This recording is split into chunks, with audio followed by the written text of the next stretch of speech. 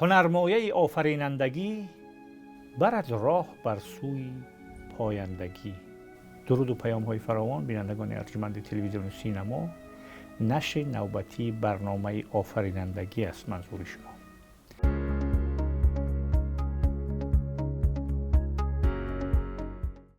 در این برنامه با حضور ارباب هنر جمهوری تاجیکستان، برنده جایزه اتفاق کمپوزیتوران تاجیکستان به نام باربد، برنده جایزه دولتی به نام استاد عبدالله رودکی، پروفسور جورخان عابدپور را داریم. خوش آمدید استاد به استودیو. خوش باشید. پروفسور عابدپور در عرصه شناخت شعر کلاسیکی و معاصر تاجیک و پیوند آن با آهنگ و ریتم موسیقی کارهای زیادی انجام داده است و تا امروز هم در پی کشادن معما و مشکلات همین بخشی بزرگی هنر و علم تاجیک است و با حضور استاد خواستیم که در موضوع ریتم موسیقی و شعر فارسی تاجیکی یک صحبتی انجام داده باشیم. بار دیگر استاد تشکر که دعوت ما رو پذیرفتید و به برنامه آمدید. استاد از اون کارهایی که انجام دادید مقالات زیاد هم نوشتید، کتاب‌های زیاد هم نوشتید که در اینجا پیشنهاد منظور بینندگان هستند. سراول درباره یک سیر تاریخی استاد کنیم درباره پیدایش شعر و پیوندی آن با آهنگ. منظورم شعری عجم است، شعری خودمان فارسی تاجیکی است و پیوندی آن با موسیقی و ریتم موسیقی. از همینجا شروع کنیم بعد دنبال میکنیم بحث. بفرمایید استاد. بسیار خوب. طوری که من آموختم تاریخ پیدایش شعر عجم را و بعد بسیار آموختم، مقایسه ها کردم و ریتم شعر دیگر ملت ها را آموختم. فهمیدم که شعر ما از ابتدا یعنی از گات های اوستا با ریتم موسیقی ایجاد شده است و تا امروز با ریتم موسیقی دوام داده ایستاده است. در این باره من میتوانم از گات ها یک مثال بیارم و اون را با ریتم قرائت کنم. گات ها به 5 قسم تقسیم شده اند در تاریخ. شعر فارسی تاجیکی از گات های اوستا پیدا شده است، ابتدا میگیرد و همین گات ها نیز با ریتم موسیقی پیدا شدند، یعنی انشا شدند. من یکی از این نوع شعر را به شما قرائت میکنم با ریتم آهنگ. ایا ایا سا نمن ها اوستن از تو رفت را این یک بیت بود از همون چیز. یعنی این ریتم را در موسیقی ریتم 6/8 میگویند که اولین ریتمی که پیدا شده بود است در تاریخ ما در موسیقی و در شعر. این ریتم همون 6/8 بود است و دیگر قسم های گات های هم با همین ریتم ها نوشته شدن. البته تفاوت دارن، فرق دارن طرز تلفظ اینها، نه که همه با همین تلفظ شدن. و باید بگویم که بعد گات ها پیدا شدن یادگار زریران داستان، شعر پهلوی. در عصرهای 5 و 7 و 8 نمونه های شعری داریم که اینها هم در ریتم موسیقی انشا شدن و آمده به ما رسیدن. مثلا در شعر پهلوی از عصر 5 همون بیتی که بسیار مشهور است: منم آن پیل دمان و منم آن شیر یله، نام من بهرام گور کونیتم بو جبله. این بیت در ریتم دیگری آهنگ تاجیکی انشا شده است که این ریتم را 7/8 میگویند و این صرف ریتم موسیقی تاجیکی است. در این ریتم شعرها بسیار بعد شاعران ایجاد کردند. در عصر 8 دو نمونه شعر داریم. در عصر 7 باز خودی ریتم شاهنامه پیدا شده است. در بنا به معلومات اکادمیک یوسف شاه یعقوبوف چنین بیت آمده رسیده است به ما: حزب را به کیهان انوشه بزی، جهان را به دیدار توشه بزی. دیدید این یک ریتمی هست که تنها در شعر موسیقی تاجیکی پیداست.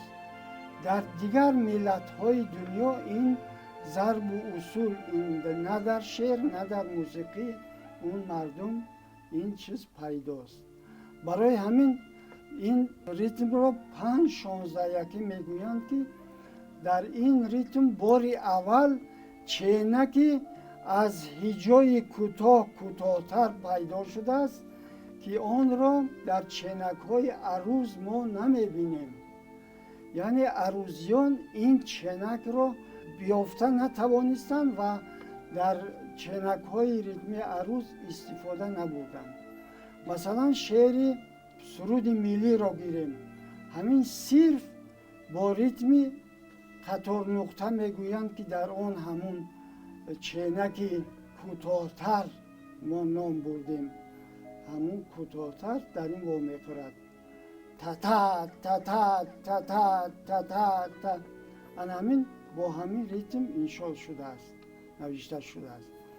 باز در عصر 7 مثلا بیت داریم از ابوالحفظ سعدی سمرقندی که بسیار هم سخنها با سخنهای امروزه موافق است، هم در یک ریتمی با همون ششترکی انشاء شده است. آهوی کوهی در دشت چگونه دود، او ندارد یار به یار چگونه دود. بینید هم سخنها صرف تاجیکی است امروزه برین و هم ریتمی با همون ششترکی که اول در گوتها پیدا شده بود، شکل دیگری همون ریتم در اینجا استفاده شده است. در عصر 8 باز ریتم دیگر پیدا شده است. مثلا شعری هست که سمرقندی قندمند بد اینت کی افکند. دیدید این یک ریتمی هست که با ریتم والس شباهت دارد، لیکن این هم 6-8 است و بینید که همین ریتم بعد چند سالها هنرپیشه خلقی تاجیکستان اکا شریف جورایف با شعر خلقی سرود خوانده است. از دره کمرو انار آوردم جان. دیدید همون ریتم است، سمرقندی قندمند همون ریتم است، یعنی در دوام همین سالها همین ریتم در یعنی همین پیوند، همین خط پیوند گم نشده است. گم نشده است، آمده است، فقط شعر دیگر کرده است اکا شریف جورایف و همون ریتم خوانده است. همین خیلی شعرهای ما تا زمان شاعران زمان رودکی و خودی رودکی همین خیلی آمدن با ریتم موسیقی همه ایجاد شدن. حالا موردی استاد در مورد عروض هم صحبت میکنیم. اکنون بحث ما سر این بود که شعر ما توأم با آهنگ بوده است از همون ابتدا، از همون گوتهای گفته، حتی پیش از گوتها هم در ادبیات عاموی ما هم در ادبیات توده‌ای ما هم توسط آهنگ شعرها زیاد بودند که البته تا زمانی ما نرسیدن، در آثار کتبی ذکر نشدن. و اون آثاری که مثلا یادگار زریران و کارنامه که اینا را که گفتیم، این آثار زمان پهلوی بعد است، بعد است. بعضی مثلا اگر حساب کنیم تقریبا دوره زرتشت اوستا را حساب کنیم که 3700 سال پیش از ما است، بعدتر اینا در زمان ساسانیان رجوع کردند و به این شکل به ما رسیدند. و استاد اکنون سر این می‌آییم که شما تا شعر ما رو یک سیر تاریخی کردید، از گوتها شروع کردید، آمدید به یادگار زریران، به شعر زمان پهلوی آمدید به شعر زمان رودکی و حتی بعض نمونه های همون پیوند آهنگ و شعر در زمان امروز هم در مثال سرودی اکاشریف جورایف نشان دادید، مثال زدید. اکنون استاد می آیم سر اینکه تحقیقات شما و نوشته های شما، مقالات شما در زمینه اینکه ریتم موسیقی و شعر عروضی یک نوع بحث های زیادی هم در این مورد کرده اید و از نظر نقدی و انتقادی بر اساس دلیل هایی که از کتاب های دیگر خواندید یک عموما نظری نقادانه دارید نسبت به عروض. اکنون در مورد عروض صحبت میکنیم که عروض آمد، عروض در عصر 8 خلیل ابن احمد آورد یا که پیش از این بود، چی بود و چی شد و چی گونه مثلا فضا رو به وجود آورد، ما رو از موسیقی کند، شعر رو به موسیقی آورد یا که عروض یک نوع موسیقی هست نیست، سر اینا یک صحبت که کنیم خوب میشه. درست بسیار نه. پیش از این ما یک دو اقتباس میبیارم که گفته های ما را تصدیق میکند. بسیار نظم شناس بزرگ ایران پرویز ناطق خانلری چنین گفته است که اشعار اوستایی با آهنگ موسیقی توأم بوده. در آتشکده ها مغان این اشعار را با آهنگ و آواز میخواندند و بدیهی است که این حال بسیار در گوش شیرین‌تر بوده و بهتر تاثیر میکرده است. یعنی شعری که با آهنگ یعنی همون گوت‌ها با آهنگ سروده میشدن. هنوز همون گوت‌ها با آهنگ سروده میشدن. اکنون میایم به سر پیدایش عروض. عروض خیلی میدونیم در عصر 8 پیدا شد. در آن زمان این آلات‌های تکنیکی که امروز داریم نبود که مثلا یک چیز از ثبت کند و بیارد شنواند آدم از روی برای همون عروض شناسی شعر شناسی عرب همین ریتم موسیقی را با حروف نشان داد. مثلا میگوید که مفتعلون، دیدید یک ریتم است. یعنی فرمولا ساختن، نامشو ماندن. فرمولا ساختن همین با حروف نشان دادن. همین دیدید مفتعلون میگیم همین ریتم پیدا میشود. همینا را با مردم عجم آوردن که اینها هم شعر نویسن و شعرشون با ریتم با قولی با عرب ها موافق افتاد. برای همین دیدید در این باره بهرام سیروس چی میگوید؟ اول این اقتباسی عالی من خوانم با شما. این عروض پس از اصطلاح عرب ها در ایران و آسیای میانه نیز مدتی درازه برای شاعران فارس و تاجیک شعرهای خود را آن وقتها به زبان عربی نوشتند، همچون قانون شعرنویسی خدمت میکرد.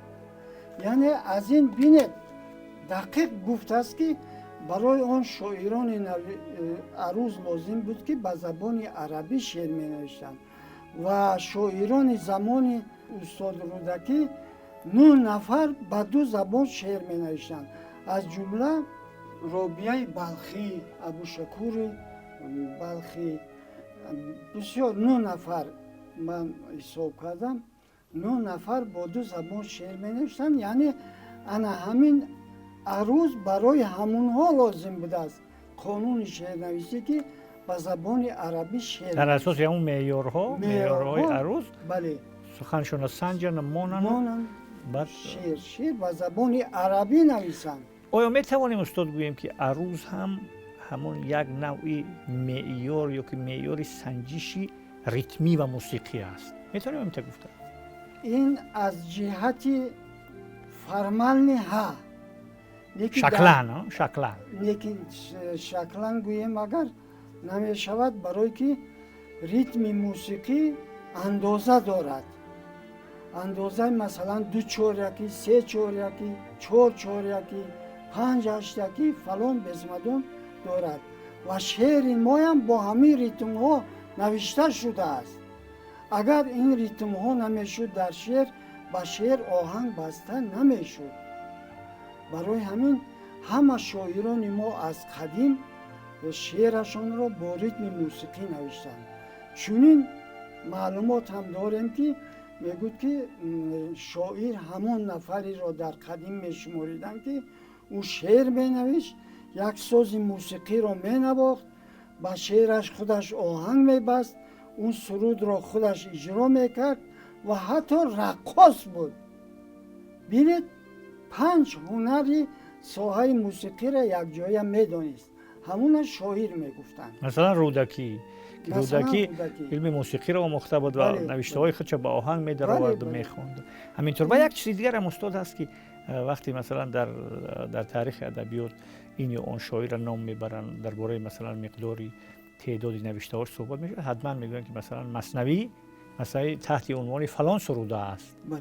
یا که این مقدار غزلیات سروده است، این داستان را سروده است. سرودن به معنای خواندن، با آهنگ خواندن است. بله. اکنون همین بحثایی که سری همین می شود، به نظر شما همون چهارچوبه عروضی، منظورم عربی است که خود خلیل ابن احمد بصری را میگویند که این هم از نژاد فارس بوده است و این و بحث‌های زیادی هم هست و این هم میگویند که عروض عجم هست و همون عروض عجم است در مثلا زمان نو و شرایط نوی تاریخی. در این باره چی میتوان گفت؟ عروض عجم گفتن همون نامش عجم است، یا که عروض تاجیکی گفتن نامش هست. دیگر همه نوشتجاتش چنک های عروضی همش با همو عربی است که برای خواننده بسیار مشکل است. یکمش دویمش که یگان منفیت نمیارد. من اینجا در پایان حالی شعرهایی که عروضیان گرفتن و گویا نقصان دارن و اصلاح کردن میخوانم اینجا.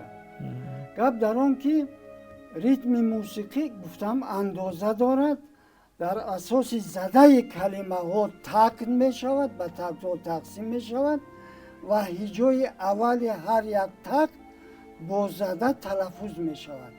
مثلا ریتم رباعی رو گیریم، این بیدی بلند سایه لبی جر باشد.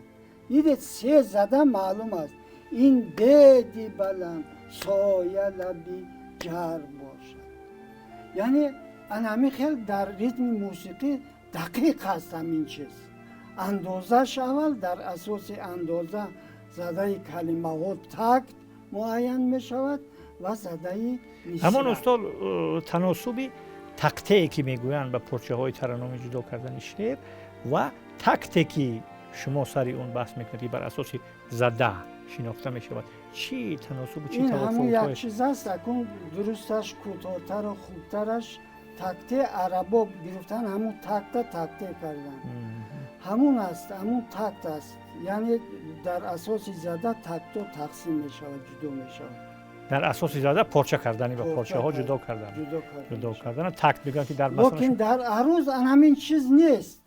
مثلا میگوید که فایلاتون فعلون، معلوم نیست. یکمش که این در 3 اندازه موسیقی گفته شده است. فایلاتون 7 هشتکی است، فعلاتون 3 هشتکی است، فعلونش 2 هشتکی است. یعنی در شعر این خیلی نمی شود که یک شعر در چند اندازه موسیقی نوشته شود. این خیلی درست نیست، ممکن نیست و نیست، عموما در شعر نیست. حسین علی معلوم میگوید که شعرهای کلاسیکان ما همش دارای وزن است، یعنی ریتم است. ریتم موسیقی. وقتی آهنگ بستن میگوید ریتم از خود شعر یافتن لازم است و در آن صورت تلفظ مصرع با آهنگ درست میبیاد. تشکر زیاد که دعوت ما را پذیرفتید و یک صحبت کوتاه هم که بود، یک صحبت اجمالی هم که بود، منفعت آور است. به هر صورت میتواند که ذهنی بیننده را تحریک دهد در رابطه با آموزش عروض، در رابطه با آموزش آهنگ و در رابطه با پیوندی تنگاتنگی زیچ شعر و موسیقی و آهنگی ما. تشکر زیاد. رسیدیم به پایان برنامه. روزگاری خوش و بردوام و ایام بکام.